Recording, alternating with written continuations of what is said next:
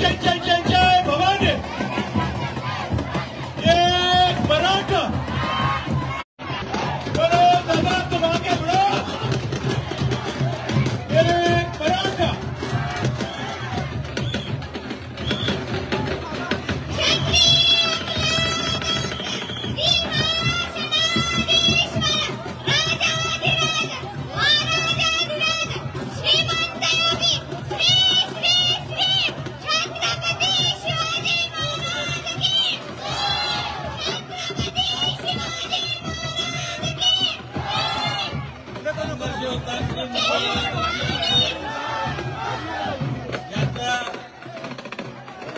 सभास्थानी आपण होत आहे त्यांची ओवाळणी या ठिकाणी पंचायत या ठिकाणी करण्यात येत आहे। संघर्ष योद्धा श्री मनोजदादा जरांगे पाटील बुटकाडा सर बुटकाडा हे नको नको नको नको नको ग्रामस्थांच्या वतीने या ठिकाणी नको नको नको नको पंचारती करून त्यांचे ओवाळणी करण्यात येत आहे। भीमा ओ भीमा सकल मराठा जिल्हा धाराशिव विशेष भेट कार्यक्रम सभेच्या सभा मंडपाच्या समोर जे थांबलेले आहेत सर्व सकल मराठा बांधव, त्याचबरोबर समाजसेवक यांना विनंती आहे की त्यांनी बाजूला थांबावं। स्टेजच्या समोर कोणीही गर्दी करू नये। एक 5 मिनिट थांब 5 मिनिट मी इथं वर वर स्टेजवर थांबत स्टेजच्या समोर 5 मिनिट सगळ्या मराठा बांधवांना आव्हान आहे,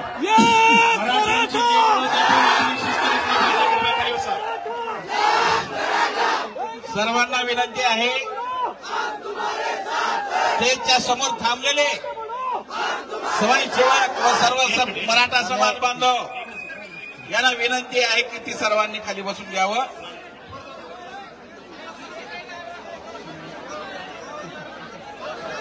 माननीय संघर्ष योद्धा मनोजदादा जरांगे पाटील यांना विनंती आहे की छत्रपती शिवराय यांच्या मूर्तीचं पूजन आणि त्यांना पुष्पहार त्यांच्या हस्ते करावं, तशी मी त्यांना विनंती करतो।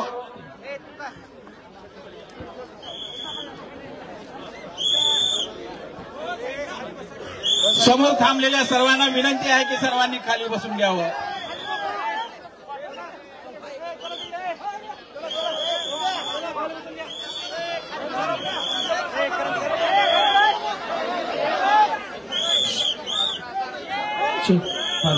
सभा मंडपाच्या समोर थांबलेल्या सर्वांना विनंती आहे की सर्वांनी खाली बसून घ्यावं। माननीय संघर्ष योद्धा मनोजदादा जरांगे पाटील हे श्री गणेश श्री विठ्ठल रुक्मिणी या मूर्तीचं पूजन या ठिकाणी करत आहेत। एक मराठा, जय जय जय जय जय भवानी। मनोज दादा तुम आगे बढ़ो।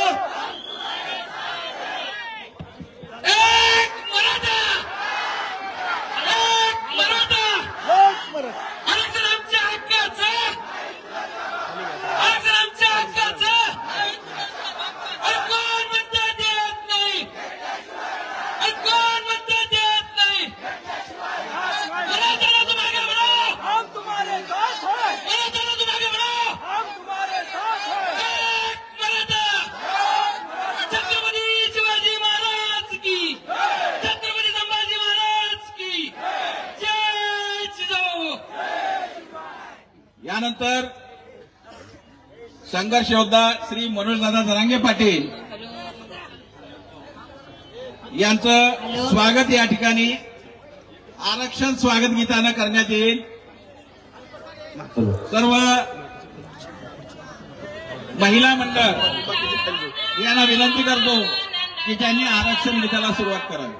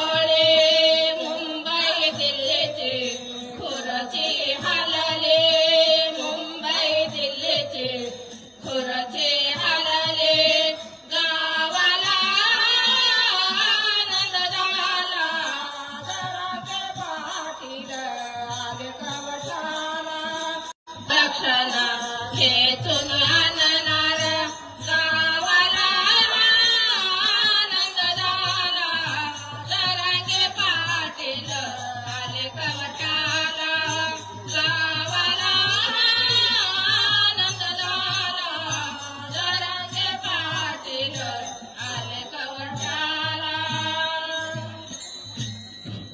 धन्यवाद. मराठा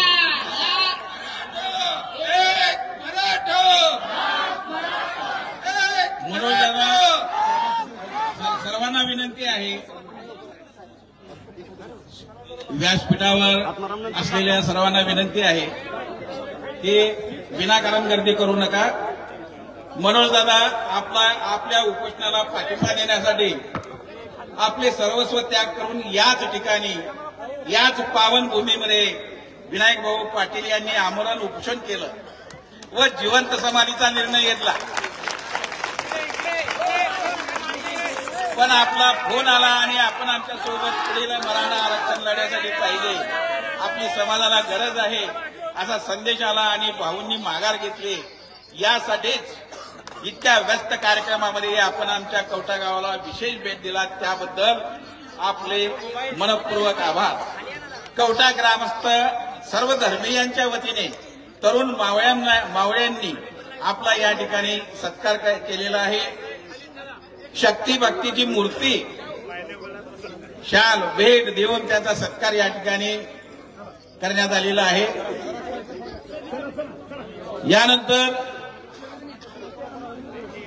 व्यासपीठावर सर्वांना विनंती करतो की व्यासपीठावर कोणीही गर्दी करू नका.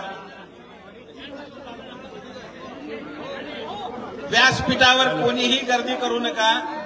विचारपीठावरील सर्व मराठा बांधवांना नम्रतेची विनंती आहे, कृपया विचारपीठावरती कोणीही थांबू नका. विचारपीठावर कोणी मनोज दादांना ऐकण्यासाठी माता भगिनी दुरून दुरून येऊन इथं बसलेले आहेत. सर्वांना कळकळीची हात जोडून विनंती आहे, कृपया विचारपीठावरती कोणीही थांबू नये. विनायक भाऊंना विनंती आहे की त्यांनी विचारपीठावर जावं. विनायक भाऊंना विनंती आहे की त्यांनी विचारपीठावर जावं. बाकीच्या सर्व विचारपीठावर असणाऱ्यांना विनंती आहे की त्यांनी खाली यावं. सर्वांना विनंती, एकट्या मनोज दादांना त्या ठिकाणी व्यासपीठावर सोडावं. सर्वांना विनंती,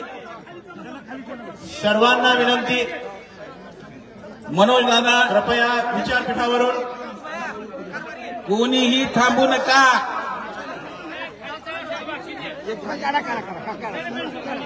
मनोज दादा आपल्या उपोषणाला पाठिंबा देण्यासाठी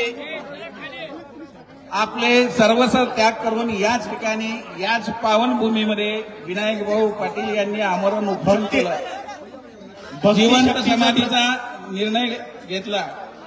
पण आपला फोन आला आणि आपला फोन आल्यामुळे आमच्यासोबत कार्य करा असं सांगितलं आणि ही एक ग्रेट भेट या ठिकाणी आहे. मनोज दादा या ठिकाणी भाऊंचा सत्कार करत आहे. शक्तीचं प्रतीक, भक्ती शक्तीचं प्रतीक संत या ठिकाणी व छत्रपती शिवाजी महाराज यांच्या प्रतिमेच्या ही प्रतिमा देऊन आपल्या ग्रामस्थांच्या आणि मराठा बांधवांच्या वतीनं सर्व धर्मीयांच्या वतीने कवठा ग्रामस्थांच्या वतीने तरुण मावळ्यांच्या वतीने या ठिकाणी मनोज दादा यांचं बाकीच्या सर्वांना विनंती, कृपया खाली चला, थांबू नका. स्वयंसेवकांना विनंती आहे, थांबू नका, सर्वांनी थांबू नका. चला खाली, चला. विचारपीठावरती कोणी थांबू नका. चला खाली चला, सर्वांना विनंती आहे, सगळेजण खाली चला. विचारपीठावरील सर्वांना विनंती आहे की सर्वजण खाली यावं. खाली चला. संघर्ष योद्धा श्री मनोजदादा जरांगे पाटील यांचे विचार आपल्याला ऐकायचे आहेत, ते आपल्याशी संवाद साधणार आहेत. विचारपीठावर कोणीही थांबू नका. या ठिकाणी मनोजदादा जरांगे पाटील आले त्याबद्दल कवठा आणि परिसरातील लोकांच्या वतीने मी स्वागत करतो. दादा आपले चरण या ठिकाणी लागले. याच ठिकाणी मी अमरण उपोषण केलं होतं, देह टाकायचा निर्णय घेतला होता, पण तुम्ही माझा जीव वाचवलेला आहे. त्याच्या उपकाराची परतफेड कशी करावी हा माझ्याकडे फार मोठा प्रश्न पडलेला आहे. तुमच्यामुळे मी वाचलोय दादा या ठिकाणी. आपण आलात त्याबद्दल आपल्या गावाचे आभार. आपण मार्गदर्शन करावं हेच तुम्ही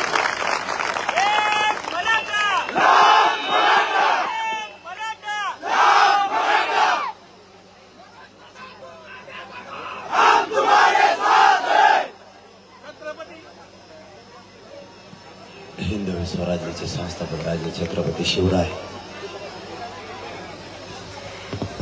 कवठा परिसरातल्या आणि गावातील जमलेल्या बांधवांना माझा मानाचा जय शिवराय. आज महाराष्ट्रात नवीनच ऐकायला मिळाले, तुमच्या गावात अभंगच रचलाय.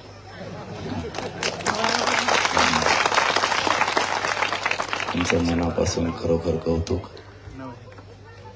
आणि या समाजाला मायबाप मानले, तुम्ही कौतुकाचे थाप नाही टाकणार तर कोण टाकणार माझ्यावर. या ठिकाणी जे महाराष्ट्रातल्या मराठा समाजाला आरक्षण मिळावं म्हणून उपोषण झालं, आपण जल समाधी घ्यावं अशी कोणाचीच इच्छा नाही. आरक्षण मिळतंय, आपल्याला माणसाची आवश्यकता आहे. माणसं जर कमी झाले तर लढाई जिंकायची कशी. म्हणून मी वेळोवेळी सांगत असतो, आत्महत्या कोणी करू नका. कारण पोरच जर संपले तर आरक्षण द्यायचं कोणाला. आणि त्यात तुम्ही जिवंत समाधी घेणार, समाजाची हानीच होणार ना. त्यामुळे आपल्याला एक एक माणूस गमवायचा नाही, एक एक वाढवून हुशार पण करायचा. म्हणून या महाराष्ट्रातल्या मराठा समाजाला आपण आपल्या सोप्या भाषेत आरक्षण समजून सांगितलं. आणि समजून सांगितलं ते आरक्षण मराठ्यांच्या घराघरात पण गेलं. खूप दिवसापासून मराठ्यांना नाव ठेवलं जायचं की हा मराठा कधी एक होऊ शकत नाही, हा मराठा समाज खेकड्यासारखा आहे, एकमेकाचे पाय ओढतो. असले अपमानकारक शब्द आपल्याबद्दल वापरले जायचे. ते कुठंतरी मनाला टचायचं सुद्धा आणि सहन होत नव्हतं. या समाजानं असं काय करून दाखवलं की मराठा समाजाची इतकी मोठी सुनामी आली आणि इतक्या ताकदीनं मराठा एक पडला की कोणालाच ही एकी आता मोडू शकत नाही. सगळ्यांचे तोंड बंद झाले. मराठा एक होत नाही असं म्हणण्याचं कोणाचंच तोंड सध्या आता उघडत नाही. माझ्या समाजाचा मला स्वाभिमान वाटतो. माझ्या समाजाला खूप नावं ठेवली, त्या समाजाचा स्वाभिमान यासाठी वाटतं की मी ज्या जातीत जन्म घेतला ती माझी जात करोडोच्या संख्येनं कानाकोपऱ्यातून एकत्र आहे. स्वतःच्या लेकराला न्याय मिळाला पाहिजे हा उद्देश प्रत्येकानं मनात घेतला आणि मराठा पेटून होता. मराठ्यांची पूर्वीचीच म्हण आहे, मराठा पेटत नाही आणि एकदा पेटला तर विझत नाही. इतिहास साक्ष, इतिहासही सांगतो, मराठे जर रणांगणात उतरले तर माग हटतील ते मराठे कसले. मराठे पुन्हा माग हटत नाही.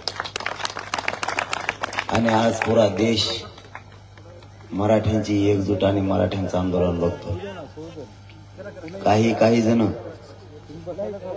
घराच्या आत दरवाजा लावून बघतात पण मराठ्याची एकी बघतातच.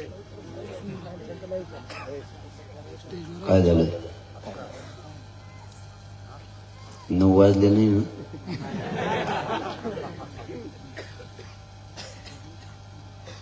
मराठ्यांची एवढी ताकदीने एकजूट झाली, आपलं बघून बऱ्याचशा जातीचे लोक सुद्धा आता एकत्र यायला लागले.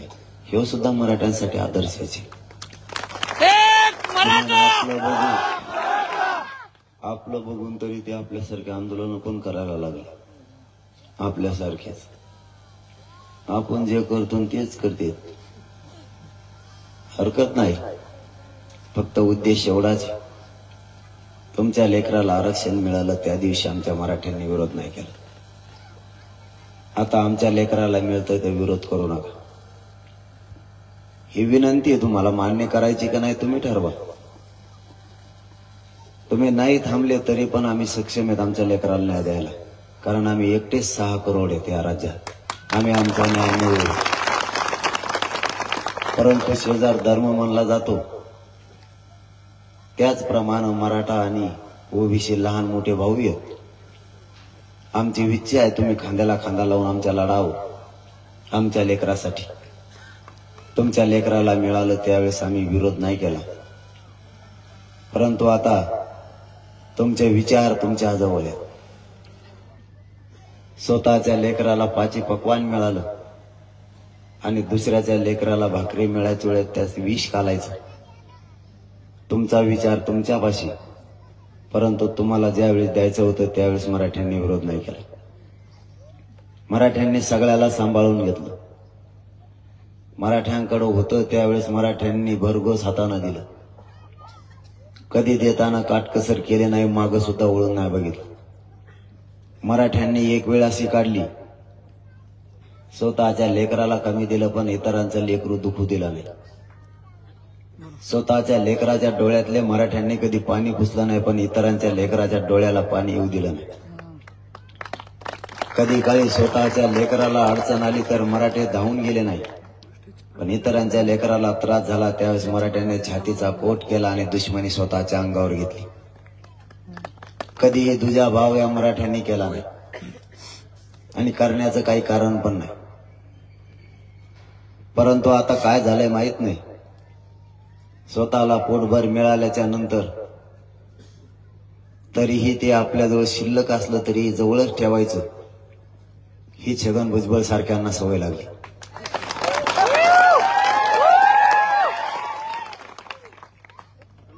त्याला किती खाऊ कळाना आणि खाल्ल्यावर त्याला म्हातारं वय झाल्यामुळे पचाना हे त्याच्या लक्षात घ्यायला, तरी पण खातोच. मध्ये जाऊन बसतो, किती 8 बाऱ्या जातो का 10 बाऱ्या बिगर पाण्याचा, पण माणसानं किती खावं याच्या मर्यादा आहेत. तुम्हाला तुमचं पुरेसं असताना दुसऱ्याचं का हडपायचं, हा विचार आम्हाला मान्य नाही. तुम्हाला मंडल कमिशननं 14% आरक्षण दिलं. कायद्यानं गठीत केलेला मंडल कमिशन ओबीसीची लोकसंख्या 28% दाखवतो. कायदा सांगतो लोकसंख्येच्या 50% प्रमाणात आरक्षण दिलं पाहिजे, म्हणून त्यांना 14% आरक्षण. घटना सांगते लोकसंख्येच्या प्रमाणात 100% दिलं पाहिजे.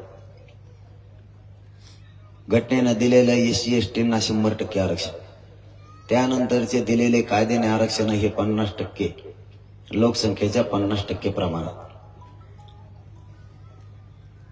त्यांना निकष घातले. मागास सिद्ध एखादी जात असल्याशिवाय त्याला ओबीसी प्रवर्गात येता येत नाही, हे निकष घातले. मराठ्यांना तोही निकष पूर्ण केला. गायकवाड कमिशननं मराठ्यांना 12-13% मागास सिद्ध केलं, तरीही मराठ्याला आरक्षण नाही. मंडल कमिशननं आरक्षण देताना मंडल कमिशनला 3 कामं सांगितली होती. पहिलं काम, जी जात ओबीसी आरक्षणात घालायची त्या जातीची यादी करा. ओबीसीची जनगणना करा आणि जी जात ओबीसी आरक्षणात घालायच्या त्या मागास सिद्ध करा. मंडल कमिशननं यातलं एकही काम नाही केलं. 1923ची ओबीसीची यादी उचलली, 1931ची इंग्रजांना केलेली ओबीसीची जनगणना उचलली, त्याचाच अहवाल बनवला आणि तो अहवाल व्हीपी सिंग सरकार समोर ठेवला. आणि 1990ला ओबीसींना 14% आरक्षण सुरू झालं. निकष पूर्ण न करता आरक्षण दिलं गेलं. आम्ही सगळे निकष पार केले तरीही आम्हाला आरक्षण नाही. पहिल्यांदा 1967ला आरक्षण दिलं. त्यावेळेस व्यवसायावर आधारित जाती निर्माण केल्या आणि आरक्षण दिलं गेलं. ज्याचा जो व्यवसाय ती त्याची जात आणि त्यानुसार आरक्षण. कोणतीही समिती नाही, कोणताही आयोग नाही, कोणतेही निकष पूर्ण केले नाही. साध्या एका शासन निर्णयावर 1967ला आरक्षण दिलं गेलं. आपल्याकडे एक मंत्री आला होता अंतरवाली. जातीवर व्यवसायावर आधारित आरक्षण दिलं. आमचं म्हणणं त्याला होतं विदर्भातल्या मराठ्यांना आरक्षण दिलं कशाच्या आधारावर आणि कोणत्या निकषावर दिलं. ते म्हणे त्यांचा व्यवसाय शेती आहे. आणि मग आमच्याकडे काय समुद्र आहे का? आम्ही का फाटके आणतो काय सांगते यांचा भरोसाच नाही. जर व्यवसायावर आधारित आरक्षण दिलं, मराठ्यांचा व्यवसाय पण शेतीची, तुम्ही आरक्षणाचे निकष नेमके काय ठेवले ते एकदा आम्हाला सांगा. म्हणजे आम्हाला त्या निकषात बसताय. गरीब म्हणून जर आरक्षण दिलं असेल तर मराठा सुद्धा गरीब आहे. श्रीमंतेवर दिलं असेल तर ओबीसी सुद्धा श्रीमंत आहे. मग दिलं कशाच्या निकषावर? आणि मराठ्यांना 90ला आरक्षण नाकारलं कसं काय? या प्रश्नाचं उत्तर सरकारकडे नाही. मराठा समाज पूर्वीपासून आरक्षणात. 89ला मराठा बाहेर काढला. मंडलनी मराठ्याला बाहेर काढलं. कोणत्या निकषाने काढलं आतापर्यंत त्याचं उत्तर नाही. तरी त्याचं उत्तर आपणच द्यायला तयार आहे. तुम्ही मराठ्यांना मराठा श्रीमंत आहे म्हणून बाहेर काढलं का? जर असं असेल की मराठ्यांकडे पेट्रोल पंप सापडला म्हणून मराठा श्रीमंत, त्याला आरक्षण देता येत नाही. मी छगन भुजबळ जवळ तुम्हाला पेट्रोल पंप दाखवतो. काढा सगळी जात बाहेर त्याच्या आरक्षणाची. तुम्हाला निकष सांगा आम्हाला नेमकं तुम्ही काय लावले. श्रीमंतावर तर आरक्षण नाहीये. कारण सामाजिक आणि शैक्षणिक दृष्ट्या मागास असणारा समाज याला आरक्षण दिलं जातं, श्रीमंतीवर नाही. उदाहरणार्थ एखादा माणूस खूप श्रीमंत आहे पण तो शैक्षणिक मागास आहे. म्हणजे त्याला यायचंय बसणं कवठ्याला आणि ते बसलं औषधाच्या गाडीत. याला शैक्षणिक मागास म्हणायचं. हे शिकलत नाही, पैसा मारण्याचा. त्याच्या पाची खिशात पैसे बसणं. पैशाला किंमत नाहीये. आरक्षणात असा निकष नाही. मग तर हे सगळे बाहेर पडते आणि एक बी राहणार नाही. छगन भुजबळ तर पहिला घरी जाईल. तुम्ही निकष काय लावलेत हे आम्हाला सांगितलं जात नाही. आणि आम्ही आतापर्यंत जे सांगितले ते निकष असेल तर सगळ्या निकषात मराठा बसतो. सगळ्या निकषात. तरी आरक्षण नाही. मराठा समाज आरक्षणात आहे ही मराठ्यांना कुणकुण लागली. मराठा ओबीसीच आरक्षणात आहे हे मराठ्यांना माहीत झालं. मराठ्यांनी शोध मोहीम सुरू केली. 1805 पासून ते 1967 पर्यंत आणि 1967 पासून 2023 पर्यंत नोंदी शोधायला सुरुवात झाली. समिती ही कामाला लागली.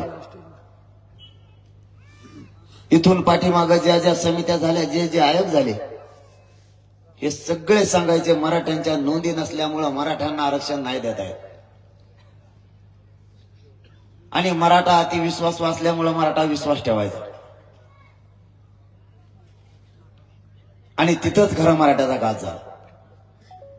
त्यांनी सांगायचं मराठ्यांच्या नोंदी सापडल्या नाही, मराठ्यांना ओबीसीत आरक्षण देता येणार नाही. आणि मराठ्यांनी डोळे झाकून त्यांच्यावर विश्वास ठेवायचा. आता मात्र मराठे घराघरातून एक आले आणि राज्यातल्या कानाकोपऱ्यातल्या करोडोच्या संख्येनं मराठा एक झाला आणि मराठ्यांचं आरक्षणाचं शोध मोहीम सुरू केली. आजपर्यंत 35 लाख नोंदी मराठा आरक्षणात असलेल्या मराठ्यांच्या सापडल्यात आजपर्यंत. हेच आरक्षण जर 70 वर्षापूर्वी दिलं असतं तर मराठा ही जात जगाच्या पाठीवर प्रगत जात म्हणून नंबर 1 ला राहिली असती. नंबर 1 ला जाणून बुजून दिलं गेलं नाही. यांच्या कोणाच्याच नोंदी नाहीत तरी आरक्षण. यांनी कोणतेच निकष ओबीसी आरक्षणात जाण्याचे पार केलेले नाहीत तरी यांना आरक्षण. काही त्यांचा टाइम झाला वाटतं. इतक्या लवकर उघडते का तुमच्याकडे? मी आता 9च्या पुढे हातात हात द्यायचाच बंद केला वसा. असा लोड येतोय मला. 9 वाजले त्याचा जर हातात हात दिला ना ते हातच सोडित नाही. 7-8 फोटो काढित सोड म्हणलं तरी सोडित नाही. त्यांनी टाकलेलं असते वाटतं. त्याला म्हणलं सोड आता हात. तो म्हणतो काढून देणे एक काय तुला दम नाही घाणा काय. माझ्याच पायर पाहिजे तर मग फोटो काढला तर मलाच गोडी लागते. दारू सोडा, व्यसनापासून लांब जा. आपली जात सुधारल्याशिवाय राहणार. फक्त व्यसनापासून लांब. 2च गोष्टी करा. मराठ्यांच्या लेकराला आरक्षण मिळवून द्या आणि तुम्ही व्यसनापासून लांब जा. आपली प्रगती जगाच्या पाठीवर कोणीच रोखू शकत नाही. कोणीच. फक्त व्यसनापासून लांब जा. ना आपला संसार त्या व्यसनामुळं सुखी आहे, ना आपले मित्र आपल्याला बोलायला लागले, ना पाहुणे रावळे जवळ करायला लागले, ना गाव सुद्धा आपल्यापासून तुटायला लागले. तुम्ही व्यसनापासून जा. लेकराला माहित नाही बाप सकाळी कपडे घालून गेला येताना कसा येईल. शहाणपणाची भूमिका घ्या. आता दिवस खूप फिरलेत. पहिल्यासारखे दिवस नाही राहिले. आता मराठ्यांना चारी बाजूने घेरलेलं आहे. तुम्ही जरा भानावर या. माझ्या काय बापाची पीत नाहीत तुम्ही, परंतु समाज चारी बाजूने वेढला. इतकं मोठं षड्यंत्र समाजावर पडलंय की वेढा जर तोडायचा असेल तर तुम्हाला 2-3 गोष्टी पाळाव्याच लागणार आहे. तुम्हाला व्यसनापासूनही दूर जावं लागेल आणि कोणताही लढा लढताना मागं सरकायचं नाही. ते विजयी प्राप्त होईपर्यंत लढतच राहायचं. त्याशिवाय नाही चालणार. मी माझी पाठ तोटून घेत नाही, परंतु निश्चयच केला आता उंबऱ्याला नाही शिवायचं मराठ्यांना आरक्षण दिल्याशिवाय. मी माझ्या कुटुंबासाठी त्यांना सुखी ठेवू शकतो. त्यांनाही पाहिजे ते मिळू शकतं, पण मी खाऊन जगण्यासाठी नाही आलो. खाऊन तो कोणी पण जगू शकतो. मी खाऊन जगायला नाही आलो. या समाजात आपण जन्म घेतला, त्या समाजाचं काहीतरी आपण देणं लागतो. आपल्या समाजाचे लेकरं आक्रोश करतायत, टाळं फोडायला लागले, त्यांचं भविष्य उद्ध्वस्त व्हायला लागलं. त्यावेळेस कोणाला तरी पुढे होऊन ही लढाई लढावं लागणार आहे. म्हणून निर्णय घेताना घेतला आपलं सगळं जीवन या समाजासाठी अर्पण करायचं. पण आता मागं हटायचं नाही, कारण मी समाजाशी गद्दारी नाही करत. मी हे मॅनेज होण्यासाठी आंदोलन उभा केलं नाही आणि सरकारमध्ये दम सुद्धा नाही मला मॅनेज करायची.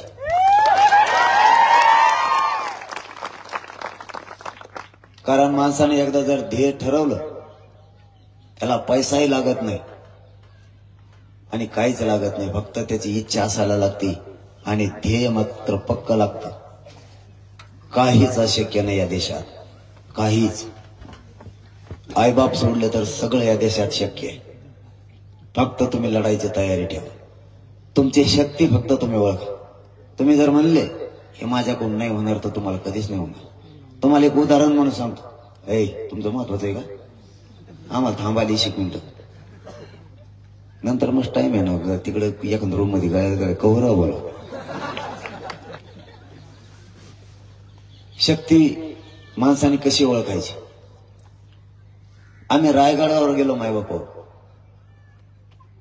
रायगडावर जाताना रात्रभर माझ्या संख्या झोपा नाही. यांना माहित होतं बिना चप्पलचं रायगड चढणार. आणि हे म्हणले आता आपल्याला चप्पल जर काढायची पाय जायची वेळ आली तर आपण मेलत म्हणून समजायचं. आणि यांची एकामेकाच्या कानात रातभर बोलायला सुरुवात आहे. तू सांग पै पै नको म्हणून. तेव्हा म्हणायचं नाही तूच जाय हो मी नाही जा. ते वाचकून बोलत यांचे वशिले लावायला सुरुवात झाली. 50 जण भिडी रातभर झोपाना तोवर सूर्य उगलावर वशिला लावण्या. मी ठाम होतो की रायगड बिना चप्पलचा चढायचा आणि उतरायचा सुद्धा बिना चप्पलच. यांना धाक पडले पण यांचा नाविलाज झाला. मी चढायला जर लागलो मला काय होऊ नये किंवा माझी काळजी घ्यायला यांना संग येणंच होतं. यांना काय रोपवेने जाता येणार. मग हे माझ्या मागे चालायला लागलं. शक्ती कशी जागी झाली हे लक्षात घ्या. मी चालल्यामुळं हे जे रात्रभर नको म्हणत होते हे यांनी सुद्धा गडसर केला. यांनी सुद्धा. आणि यांची शक्ती जागी झाली. आपण बी गड चढू शकतो. मला उदाहरण यासाठी दिलं तुमची शक्ती तुम्ही कमी समजू नका. स्वतः करायची इच्छा ठेवा. काहीच अशक्य नाही. ही लढाई इतक्या टोकाला येऊन कोणाला वाटलं नाही. इतका करोडोच्या संख्येनं मराठा समाज एकत्र येईल कोणाला वाटलं नाही.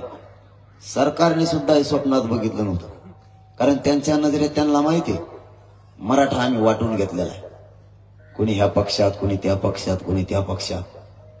मराठा एक होईल का किंवा त्यांचं स्वप्न होतं आपण होऊ देणार नाही. पण मराठ्यांनी असं डोक्यात आणलं यावेळेस आता लढायचं तर स्वतःच्या लेकरासाठी नेत्यासाठी नाही.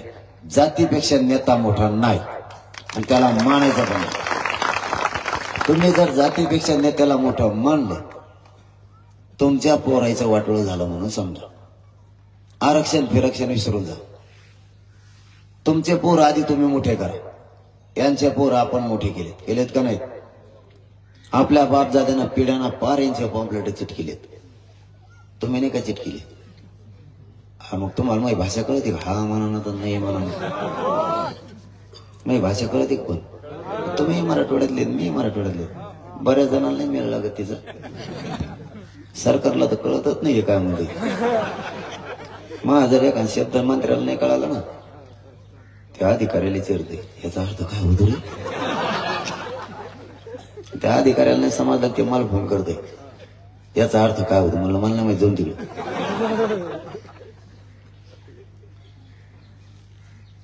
आपल्या लेकराची लढाई आपल्याला लढावी लागणार.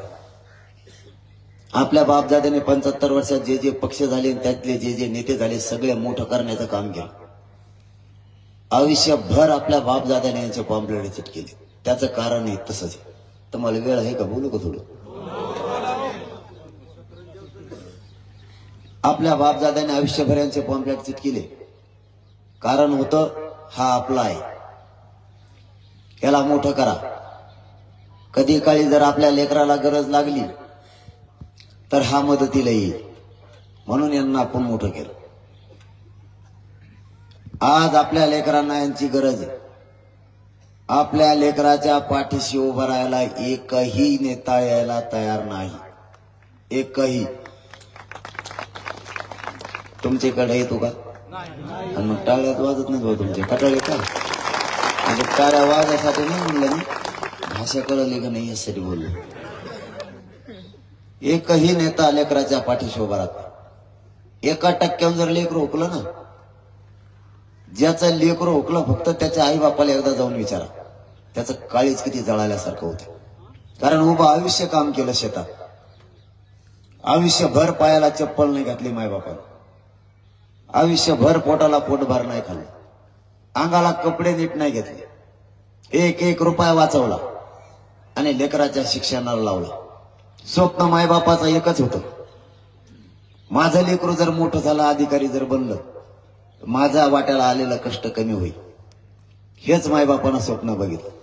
लेकरालाही तेच वाटायचं आणि बापालाही तेच वाटायचं. बापाने काबाड कष्ट रात्रंदिवस यासाठी केले की माझ्या वाट्याला जे कष्ट आलं ते माझ्या लेकराच्या वाट्याला यायला नको. माझा लेकरोही सावलीत बसलं पाहिजे. पण ह्या आरक्षणानं असा घात केला. पोरांनी रात्रभर अभ्यास केले, पण हे आरक्षणापायी 1% हुकलेले पोरं घरी रडत यायला लागले. ना लेकराचं तोंड बाप बघतोय, ना बापाचं तोंड लेकरू बघतोय. परिस्थिती दोघांची भयान झाली, कारण दोघांच्याही स्वप्नाची राखरांगोळी झालेली होती. पैसा गेला, लेकरूही सुशिक्षित बेकार म्हणून घरी आलं, कर्जही डोक्यावर होऊन बसलं. दुहेरी संकटात मराठा सापडला. दुसऱ्या बाजूला शेती मराठ्याला साथ देत नाही, निसर्गही साथ देत नाही. हातातोंडाला आलेला घास अवकाळी धुवून जातोय. मराठ्यांनी नेमकं जगायचं कसं? सरकारचा विमा 7 वर्ष झाली आहे ना, 1 रुपयात घ्या म्हणतात. काय घ्यायचं ते काहीच मिळाना कोणाला. त्याच्यापेक्षा 5 पट पैसे मराठ्याचे येडे घालण्यात गेले तरी विमा नाही. हे बेहाल आमचे झाले. आणि हे जर आता होऊ द्यायचे नसले तर आपला लढा गोरगरीब मराठ्यांनाच लढावा लागणार आहे. त्याशिवाय आपल्या लेकरं मोठे होणार नाहीत आणि त्यांचं कल्याणही होणार नाही. आपली लढाई आपणच जिंकायची आणि आपणच लढायची. ज्या पक्षाला आपण मोठं केलं, ज्या नेत्याला मोठं केलं, तो आपल्या लेकरा बाळाच्या पाठीवर हात फिरायला यायला तयार नाही. त्याच्या पाठीवर मायाचा हात फिरणारा माणूस पाहिजे, तो येत नाही. डोळ्यातले अश्रू पुसायला पाहिजे, तोही येत नाही. मग आपल्यासाठी नेमका कोण? हा प्रश्न मराठ्यांसमोर उभा राहिला. जे पक्षातले नेते मोठे केले, तो नेताही मोठा झाला, त्याचा बापाही आपणच मोठा केला, त्याचा आजाही आपल्याच बापजात्याने मोठा केला, आणि त्याचे पोरही आता आपणच मोठे करणार. तो इतका मोठा झाला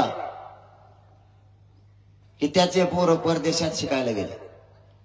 त्याच्याकडे इतका पैसा, बंगला, गाड्या झाल्या, त्याचे पोरं परदेशात शिकायला.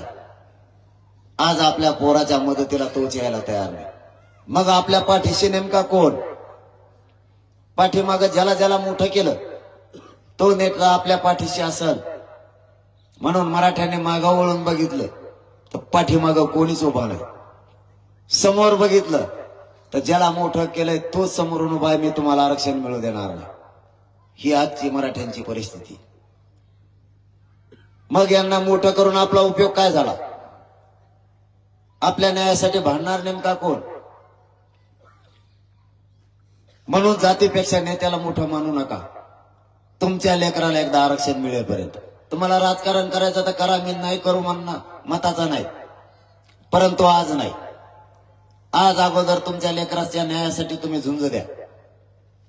अगोदर तुमचे लेकरं, मग नेते आपल्यात फूट पाडायचा प्रयत्न करतील.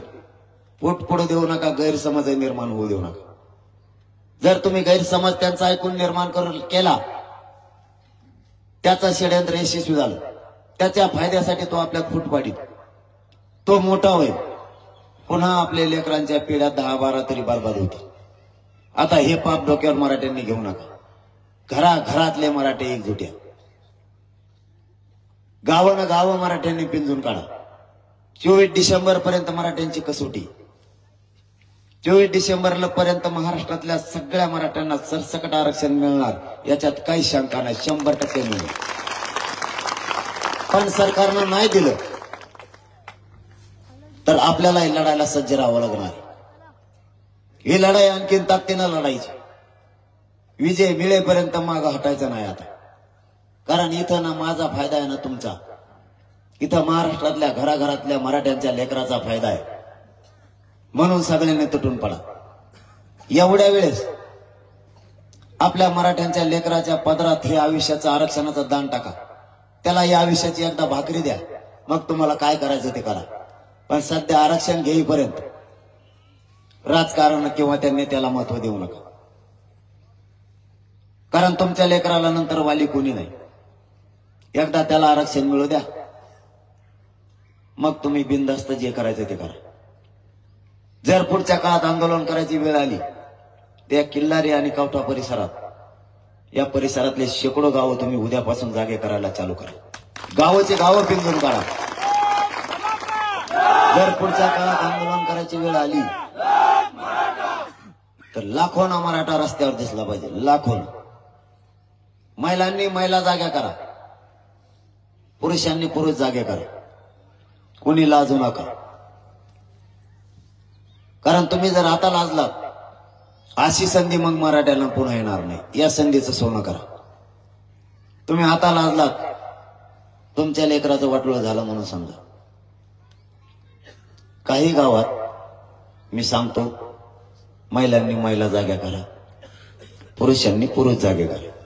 काही महिला म्हणतात मला लाज वाटत. आपण शेतात काम करतो मावशी, बरोबर आहे का? आपण लाजतो का?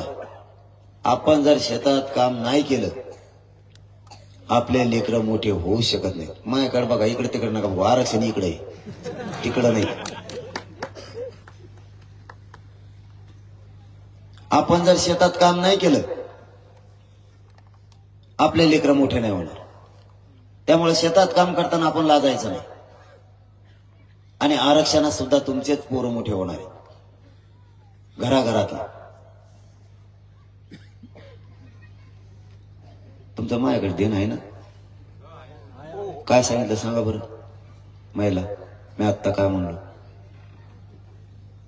अरे तुमचं देणंच नाही ना. आमचा काय कार्यक्रम करता का तुम्ही? आरक्षण देता का नाही आम्हाला? मला लय बारीक देणं असतं. कोणाची हालचाल काय, कोण खाली बघतो, कोण मोबाईल डोचितोय, आपल्याला बारीक देणं असतं. मी त्यांना सुधरून देणार, तुम्हाला सुचून देईन. मी कापरे कोपरे बघतो काय साठी, कोणाचं देणं आरक्षणाकडे, कोणाचं नाही. कोण उगत चला म्हणलाय म्हणून आलो. आता ते दिवस नाही राहिल्या. चला म्हणलो म्हणून आलो. आता बिना आमंत्रणाचा सहभाग व्हायचं. स्वतःच्या लेकराचं काम. आमंत्रण फेमंत्रण नाही. आता आमंत्रण फेमंत्रण नाही. कळालं की निघाले. सध्याची परिस्थिती अशी आहे. इतका करोडोनं मराठा एकत्र आलाय. रागा घेऊन कार्यक्रमाला यायला हो मराठा सध्या. रग शाल, थंडी वाजत नाही, काय नाही, काय नाही. आजोबा सुद्धा. कारण प्रत्येकाला वाटतंय माझ्या आयुष्यात मी काय नाही करू शकलो, कमीत कमी माझ्या नातवाचं तरी काम आली, मी त्या आंदोलनात उभा राहतो. आजोबा सुद्धा मागे राहणार. एवढे मराठे सध्या पेटले. आपण लाजू नका. मराठा आरक्षणामुळं तुमच्याच लेकराचं कल्याण होणार आहे. गावागावात जागृती करा. शेतात काम करतो आपण, लाजत नाही. काम केलं तर पोरं मोठे होणार आहेत, नाहीत नाही होणार. आता तुमच्यावर पुन्हा जबाबदारी. मराठा आरक्षणामुळे तुमच्या पोराचं कल्याण होणार आहे. त्यात काय लाजायचं? मग तुमचे पोरं मोठे होणार म्हणलं. म्हणायचंय काय तुम्हाला माहितीये का? जागृती म्हणजे काय? महिलांनी महिला जागा करा, पुरुषांनी पुरुष जागे करा. म्हणायचंय काय? तुम्ही महिलाकडे उद्यापासून जायचं, तिला एवढंच म्हणायचं, हा बाया तुपलं मपलं भांडण झालं तर तवा नाळावर एकदा, पण आता एवढी वार सोडून दी. तो या पोराचं कल्याण आणि माझ्या पोराचं कल्याण. आपण दोघी जणी आरक्षण आंदोलनाची जागृती करू आणि महिला जागा करू. मागचं सगळं सोडून देऊ, आरक्षण मिळू. त्याच्यानंतर परत का घागरी म्हणणं ते की मी केलं, पण सध्या सोडून देतो बा म्हणा आम्ही. आज माझ्या लेकराचं काम आहे, तू सोडून दे सगळं. एखाद बार बाण टोकार असला तर तू सोडून दे म्हणा बाण टोकारल्याला. अलीकडचा टाक माझ्याकडे 2 फूट, आरक्षण मिळूस तर पण आंदोलनात चल. तो ह्या लेकराचं कल्याण होणार आहे, माया भाऊन होणार. मराठा आरक्षणामुळे तो लेकरू सुधारणार आहे. महत्व पुऱ्या महाराष्ट्रातले लेकरं तुम्ही एक आल्यामुळं पुऱ्या महाराष्ट्रातल्या लेकराचं कल्याण होणार आहे. मग तुम्ही जर 1 दिवस दिला काय अडचणीत, तुमच्या 1 दिवसामुळे जर माझ्या गोरगरीब मराठ्याचं कल्याण होणार असलं तर तुम्ही 4 दिवस देवा, ती एक नाही. त्या लेकरांचं कल्याण याच्यात काय लाज आहे? काय महिला म्हणतात आम्हाला लाज वाटत. बरं वाटत ते वाटून दे, काय करते मग? आता करतो दादा आम्ही सण काय. पण माझ्या एक प्रश्नाचं उत्तर दे बरं. तो हा धीर निवडणुकीला उभा राहिल्यावर मग कसं गल्ली गल्लीनं पॉम्पलेट घेऊन पळती, पतंग हाने हो, नारळी सुरू नको बाया, कबशी बराबर हान, मग कशी सांगती? आता तो अधीर मोठा होतो, तो कोणत्या तरी साहेबाचा असतो. साहेब आणि तो अधीर दोघच मोठे होणार. तो साहेब एखाद बार त्याला गटार गुटार नाली पिली देईन, झालं ते मोठं. आपले का ऊस तोडायला पाठायचे का? ते झाले मोठे, आपलं काय? आपल्या कुठं पाठायचं? जेवढे मावशा नेते मोठे केले का 75 वर्षात म्हणतो मी तुम्हाला. तुमच्याकडे एखादा साहेब असतात, नाही तर घेतात तुमच्या साहेब आणि घेतलं ते मग करू शकत नाही. हे राज्यातले साहेब जेवढे केले ना 75 वर्षात, हे साहेब तुम्ही एवढे मोठे केले की ते आज मराठ्याकडे टोकून बघिन. त्याचं पोरग परदेशात शिकायला गेलं आणि ते माघारी आलं गावाकडे परदेशात. आपल्या लोक त्याच्या पोराला काय म्हणायला लागले माहितीये का? भैया 2-4 दिवसांनी ते चांगले कपडे घालून आलो का, आपले त्याला म्हणतात भैया साहेब, आणि त्याला नीट हाकता ना. आणि ते आपल्या पोरांना म्या तुक्या म्हणतोय. याच्यासाठी मोठं केलं आपण त्यांना, तुम्ही आमची अशी किंमत काढावी म्हणून. माझ्याशिवाय तुम्हाला दुसरं एक काम सांगतो. पहिलं सांगितलं जनजागृती, आणखीन एक सांगतो. उद्या सकाळपासून हे घराच्या बाहेर चालले की यांना विचारायचं कुठं चालले. हे तुमच्या पुढं नाहीत, मला माहिती. यांचा खटका तुमच्या जवळ. रोज सकाळी विचारायचं. इथून मागे विचारलं नसून तुम्ही, आणि ते तुमचं काही करू शकत नाही. तुम्हाला काय करायचं, मी भाऊ म्हणून तुमच्या मागे आहे ना. मी त्यांना सुधरून त्यांना तर वरवडून टाकलं म्हणून समजायचं. मी तुमच्या मागे यांना रोज सकाळी विचारायचं, घराच्या बाहेर निघाले कुठं चालले. हे जर म्हणले साहेबाचा भया आला त्याला भेटायचं, यांना टंगडीला बांधून घरात ठेवा. साहेबाचा भया मरून दे म्हणा तिकडं, त्याला हिंडून समुद्रात जशी तिकडं. इथं आधी आरक्षण, आपल्या लेकराच्या आरक्षणाची लढाई जिंकायची, जनजागृती करायची, त्याच्यासाठी वेळ द्यायचा. ते नंतर साहेबाचा भया बघू म्हणायचो. कारण हे आपल्या मदतीला नाही येणार. जरा उलट करून बघा, आयुष्यभर आपण यांचं पॉम्पलेट चिटकेले. त्या साहेबाला म्हणा 8 दिवस चल बरं पॉम्पलेट चिटकायला मराठा आरक्षण येईन का? नाहीतर मग आपल्याला मोठं काय केलं? आपल्या लेकराच्या पाठीशी नेमका कोण? आपल्या लेकराच्या भविष्याचं काय? तुम्ही आणखीन तरी शहाणे व्हा, दूरदृष्टी ठेवा. आपल्याला पर्याय नाही. आरक्षण असूनही यांच्याचमुळे आपल्याला मिळालं नाही. ते माझ्या नादी लागत नाही. ते यांनी मला दुश्मन मानलंय, मी त्यांच्या दुश्मनीला भेट नाही. मी काय चूक केली? मी माझ्या मराठ्यांच्या गोरगरिबांचे प्रश्न मांडले म्हणून तुम्ही मला शत्रू मानायला लागले. मी तुम्हाला मॅनेज होत नाही म्हणून शत्रू मानायला लागले. मी माझ्या गोरगरीब मराठ्यांच्या पोराच्या वेदना मांडल्या. 1% लेकरू हुकलं तर त्याचं आयुष्य उद्ध्वस्त व्हायला लागलं हे मांडलं.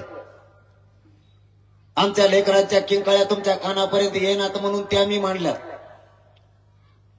माझ्या जातीला मी मायबाप मानलं, मी त्यांच्या मुलाप्रमाणे काम करायला लागलो म्हणून तुम्ही मला शत्रू मानायला लागले.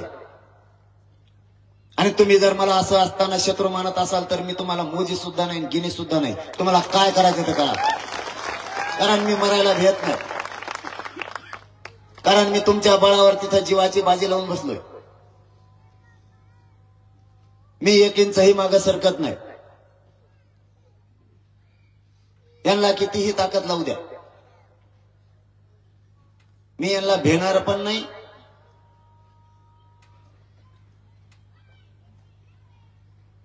अजान सुरू झाली का?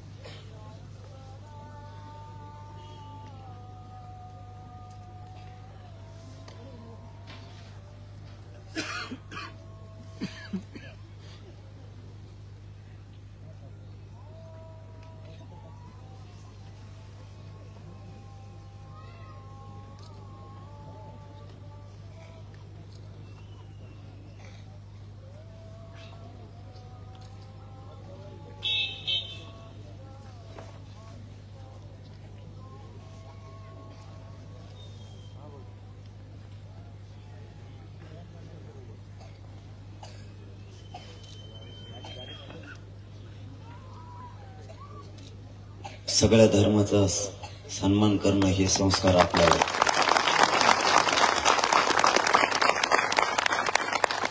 त्यामुळे मी त्या सगळ्यांना वेगवेगळा सांगत असतो, जातीवाद करू नको, जातीय तेढ निर्माण करून जाती जातीत दंगली भडकू नको. त्याचं स्वप्न आहे मायबाप मराठ्यानं.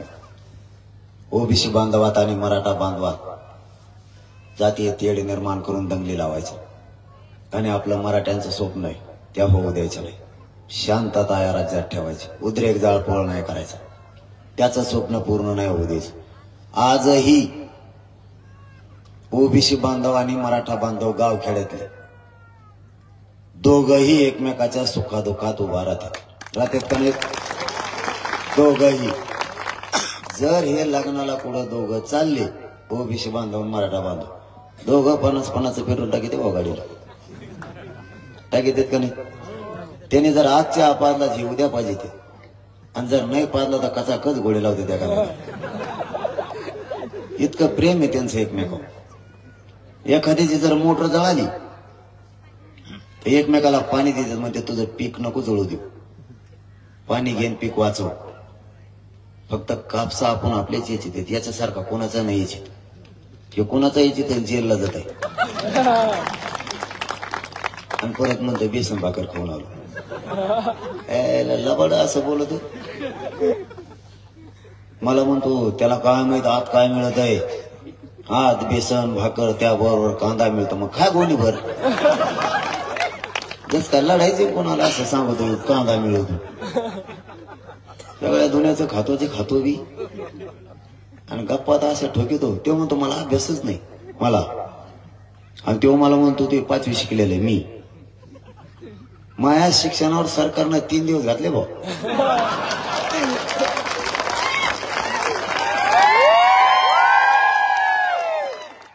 सरकार म्हणतं हे 12वी शिकलेलंच नाही तर शोधूनच काढ.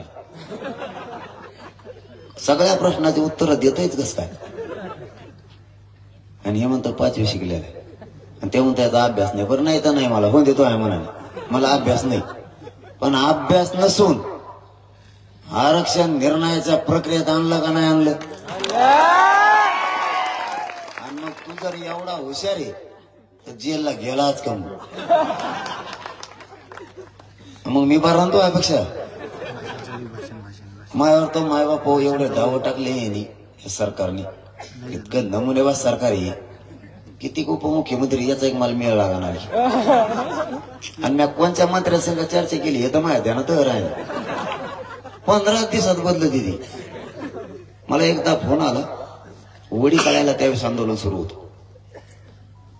त्या आंदोलनात सरकारचं आपलं असं ठरलं की आरक्षण मिळेपर्यंत नितीन करीर साहेब मुख्य सचिव महसूलचे यांच्या अध्यक्षतेखाली समिती नेमली होती. त्या वडी काढायच्या आंदोलनात सरकारचं आमचं असं ठरलं, समितीचा अहवाल येईपर्यंत आपण मराठा समाजाला सगळ्या ओबीसीच्या सवलती लागू करू. म्हणलं ठीक आहे करा. पण मला एक माणसाचा फोन आला. ते मला म्हणे तुमच्या ओबीसीच्या सवलती लागू करायचं कोणत्या मंत्र्याबरोबर ठरलं. आता आपलं कसं आहे पहिल्यापासून उघड आहे, आपल्याला काय खोली फिरीत जाता येत, आपण कापऱ्यात जात नसतो. म्हणलं मग मी लगेच स्पीकर ऑन केला, फोन लावला. म्हणलं त्या मंत्र्याला, साहेब आपलं ओबीसीचं सवलती लागू करायचं ठरलं होतं, त्याचं काय झालं? ते म्हणलं मी माझी झालो. मला एका राहतील माझ्या ध्याना सुद्धा राह ना कोण कोणा मंत्र्यासंग चर्चा केली. एका रात्री इकडं तेव्हा तिकडे जातो. मग यांचे 40 वर्ष विचार पटत नव्हते. यांच्या स्वार्थासाठी एका रात्रीत एकत्र आले का नाहीये. मग तुमच्या लेकरासाठी तुम्ही तुमचे मतभेद सोडून काय एकत्र येऊ शकत नाही? मायावर त्या सरकारने एवढं डाव टाकले माणसा हो भयान. मी उपोषणाला बसलो आणि एक डॉक्टर झालं माझ्याकडे त्यांचं, आणि ते मला म्हणतं याला किडनीच नाही. मला मी व्होल्टेशन मध्ये आलो ना, म्हणलं माझ्या बापाने मला एखाद बरं तपासलं होतं का नव्हतं. मग उपोषण सुटलं आणि मी डॉक्टरकडे गेलो. त्याला म्हणलं भाऊ मग काही तपास नको, पहिल्या किडनी आहेत. त्या डॉक्टरने मला तपासलं, दोन्ही किडन्या निघाल्या. मग पहिलं काय जनावरांचं मागचं आणलं होतं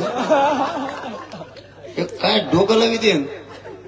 यांचा भरोसाच नाही. पण तुमच्या ताकदीवर आणि तुमच्या आशीर्वादाच्या जीवावर तुमचा मुलगा म्हणून असा लढलो की याचे सगळे षडयंत्र मी मोडून टाकले पुरे.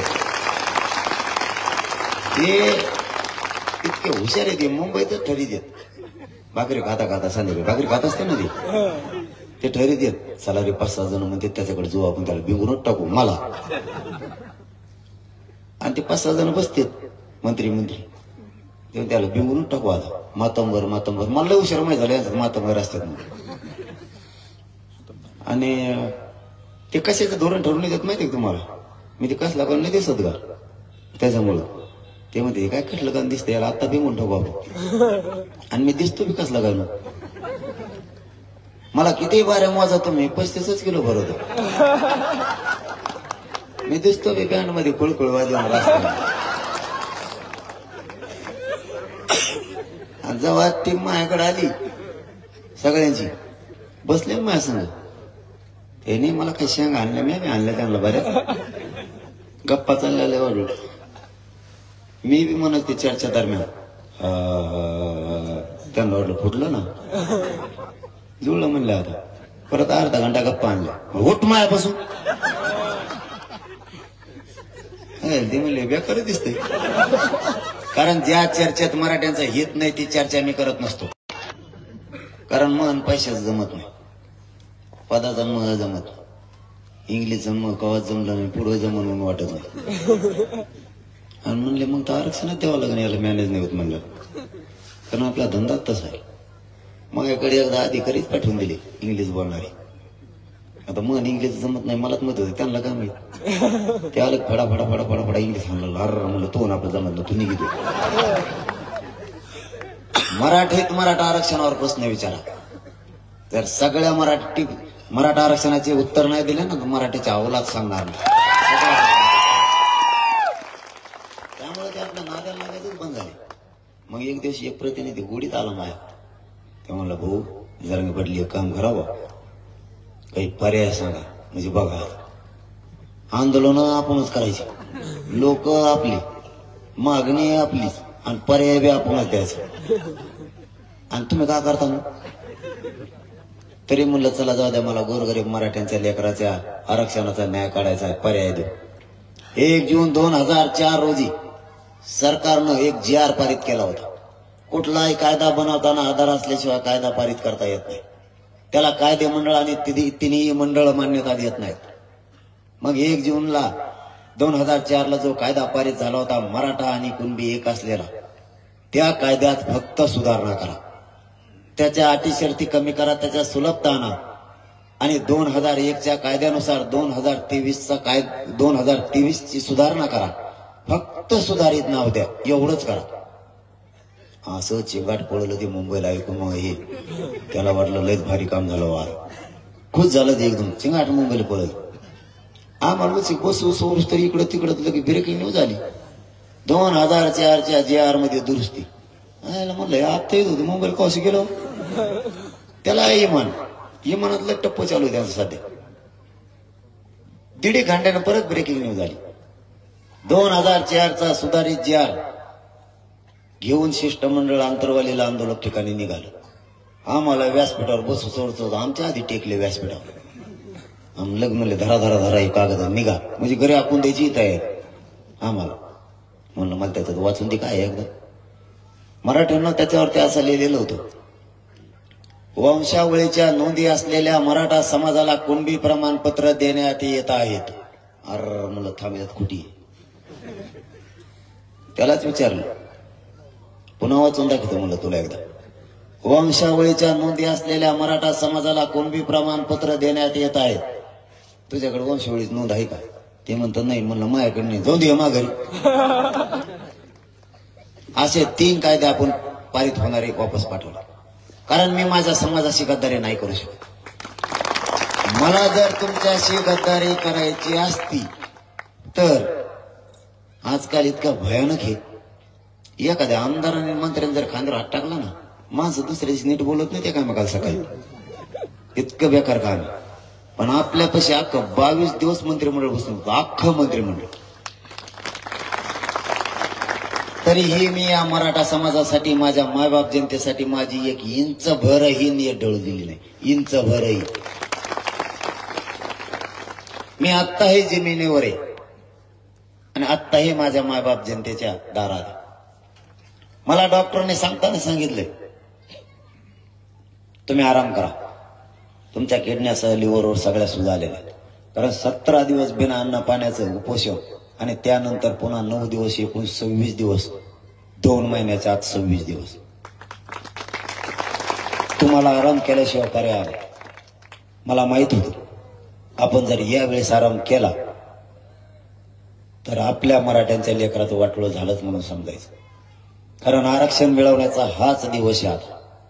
विजयाचा हे क्षण आहे आणि विजयाचं साक्षीदार सुद्धा मराठे याच वेळी होऊ शकते. आपण जर या वेळेस झोपलो मराठ्यांचं वाटोळं झालं.